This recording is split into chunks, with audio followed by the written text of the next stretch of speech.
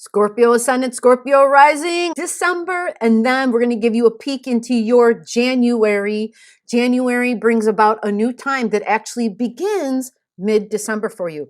But we have to back up a little bit. We're going to cover 3 things for you, just 3 things. Speed readings. We are going to walk through the frequencies together and then give you a burst of optimism and hope to move forward, to fly high for your future. As we fly into the frequencies, we had a new moon, a big new moon that happened in your sign, Scorpio. It was all about a releasing, but a new thing coming through. It was all about, I've already done this, I'm done with it, and I get to go on to my next thing. I'm elevating. I am dissolving the old frequencies, the old energies, the old ties, the old bonds, the old things that might have been considered after a while like they were chains that were holding me back. And we are rising up like the phoenix, right? The phoenix catches on fire and is in ashes, flies up and ascends on fire, but with wings and flying higher and higher. So for Scorpio ascendant, Scorpio rising, who you are physically, who you appear to be. Now, if you're a Scorpio sun sign, this can apply to your willpower. This can apply to the ways that you express. It applies to your creative capabilities because that's what the sun is. The sun is what feeds you, right? It's what it is that you need in your life to keep going. Part of your solar power, SOULULAR, because Scorpios are ruled by Plutonian energy, and Pluto's all about cellular frequencies, cellular solutions.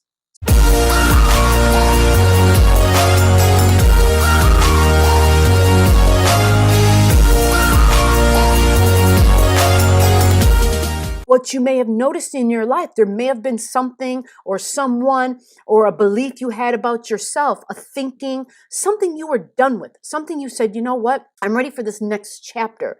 But it's not just a chapter, you're done with the book. And it's not just you, it's all of us. But for Scorpios, this changes how you appear to people. When people look at you, they're like, there's something different about that person. So it could be a physical transformation. It could be your physical body. It could also represent where you are located, because that's what the ascendant sign represents, your location. Does that mean you've changed where you live? Does it mean you've changed where you work? Does that mean that that's coming? Were you hoping on a new and better job? Were you hoping on a different place to live? Could also have something to do with partnerships. Opposite energy is your 7th house. So when we have these big things happen, it can be transformational. And transformational is the promise. Bonds with other people. People who feel like siblings. Does this sound familiar? It's people that you talk to, but who are like your neighbors, people who are in your immediate environment, in your community. Heightened emotions because it's a full moon, so something occurs. But this is with deeply bonded relationships. People who you talk to could be coworkers, could be people who just you're in your daily routines, could be folks that you live with. They have a sibling energy.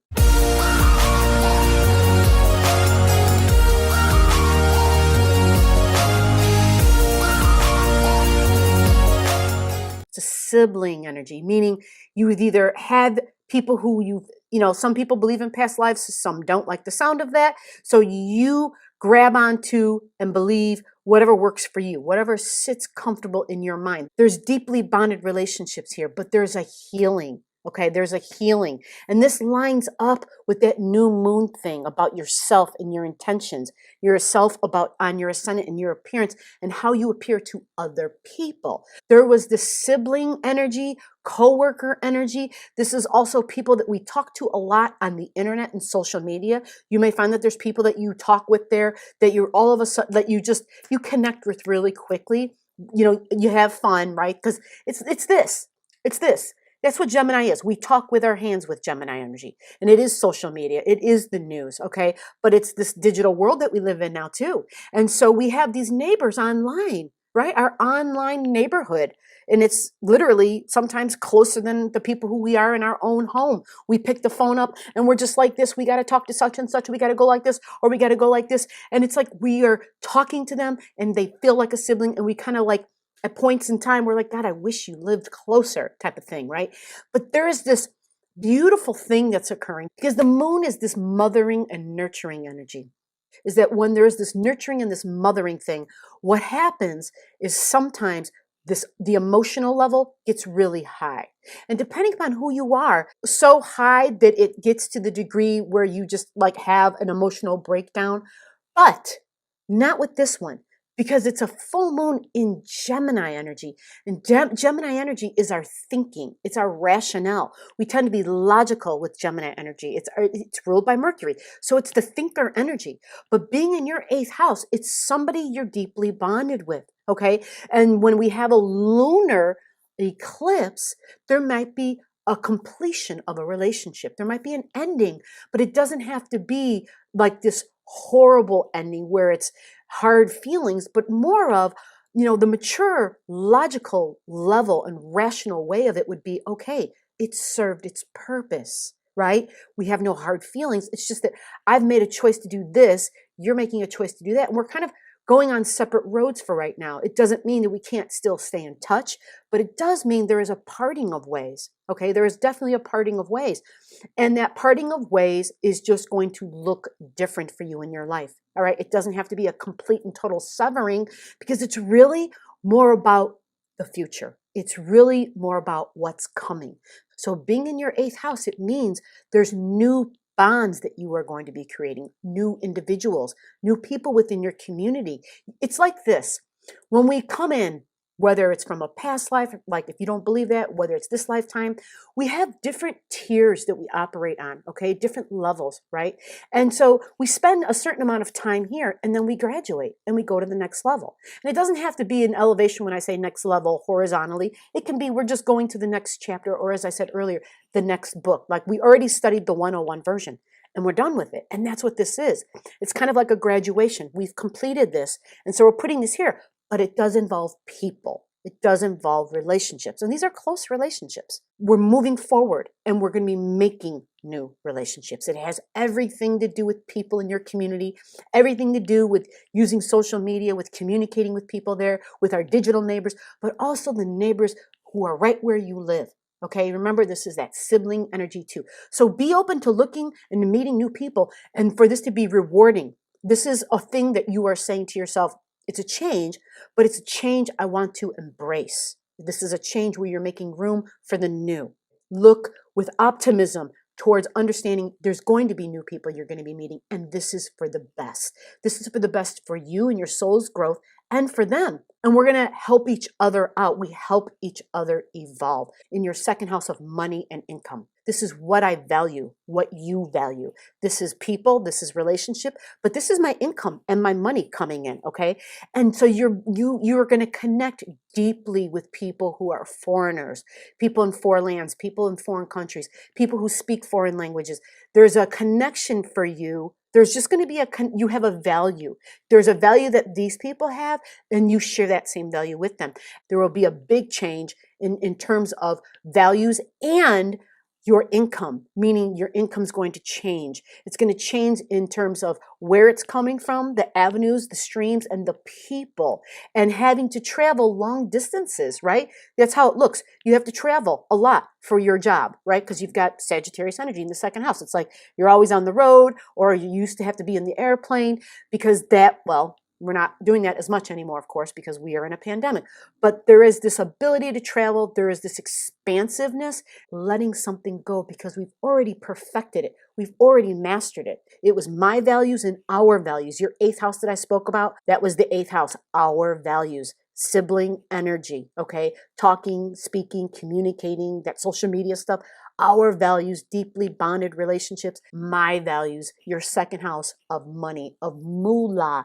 Your January, Jupiter and Saturn are together and they move strategically together and they go into your 4th house. So what you got to understand is your 4th house is your home. All right, your home environment.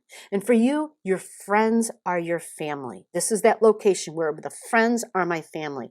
Or you're in your home, you want your family to be your friends, okay? And so this is that combination, but you like people. You want a group of people. The more people, the better for you. The more people, the more it feels like home for you. The people give you a sense of emotional security, okay? And this is fascinating because we're on a lockdown time. I know a lot of places already began the lockdown. Depending upon where you live in the world, I've gotten lots of people who are in other parts of the country, other parts of the world saying we're on lockdown, right? Here in the US, I don't think we're officially on lockdown yet. I think there will be certain states that do varying degrees of the lockdown. So depending upon who you are and where you're at, all of a sudden the internet's going to really become your best friend. And that's going to be kind of like what you're really going to need, because you're not going to be able to be around as many people as you've been used to. Because when Saturn, which is rules and regulations, moves into your fourth house, all of a sudden it restricts what you can do. It restricts what you call your family and your friends. It restricts it because it goes in there with Jupiter, and Jupiter expands the rules. Jupiter says, oh, but we need more rules, because that's what Jupiter does. It likes to add to things. And when you add to things, to rules, it's, oh my gosh, even more rules. And so these are rules that are being set in place for the better for the group situation, right? And so there's a certain amount of this where we have to respect and we have to honor, okay? And even if we're healthy, we have to think about those who may have health that is compromised, who have health conditions that we can't physically see. We have to be respectful and honor lives. And that's what this is about. But I also want to stress that Saturn will stay here in this location for you, Scorpio, for the next 2.5 years. All right, 2.5 years.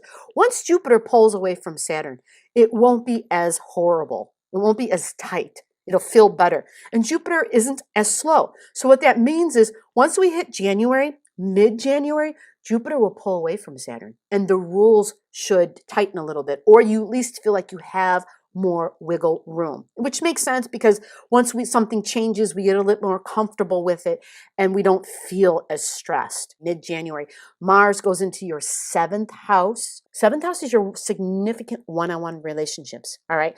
To give you any more information on that, I would have to see your personal chart, but understand what Mars means, okay? Mars likes to move fast.